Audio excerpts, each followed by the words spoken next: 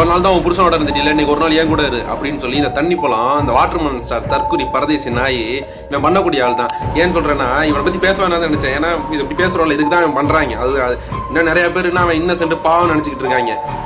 நம்மளோட நல்ல மூளை நல்ல தெளிவு நல்ல அவமானம் கேவலத்தை தாங்கிட்டு இன்னும் மூவ் பண்ணி போற அளவுக்கு பக்குவம் இருக்கு அவங்களுக்குலாம். அதனாலதான் அதை பண்ண முடியும், அவங்களால தான் அதை பண்ண முடியும். பண்ணிட்டு இருக்கான் அந்த டாக்டர்னு சொல்லும் போது எனக்கு இன்னும் கோவம் வருது. நான் மரியாதை இல்லாம தான் எல்லாம் பேசணும்.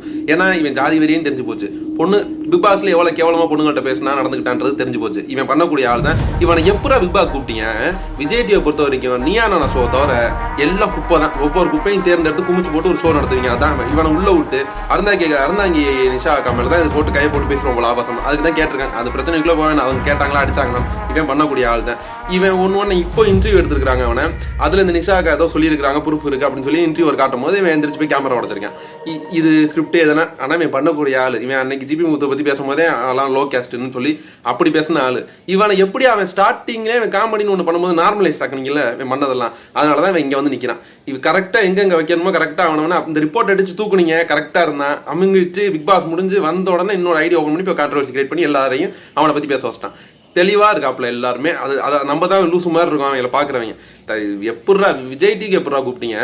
ஏதாச்சும் அசிங்கமா பண்ண கூப்பிட்டுருவாங்க போல. நல்ல டிவி என்னடா டே. இதை பத்தி நீங்க என்ன நினைக்கிறீங்கன்றத கம்மல சொல்லுங்க.